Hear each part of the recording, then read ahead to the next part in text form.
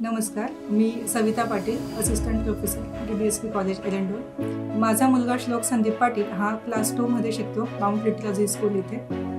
शाळा हे मुलांच्या सर्वांगीण विकासाचे एक उत्तम असं माध्यम आहे। मुलांच्या अकॅडमिक सिलेबससोबत त्यांच्यातल्या कलागुणांना ओळखून त्यांना वाव दिला गेला पाहिजे आणि माउंट लिटरल स्कूलमध्ये हे उत्तम प्रकारे सांभाळलं जातं। माझ्या मुलामध्ये मला पर्सनली विजिबल चेंजेस दिसले।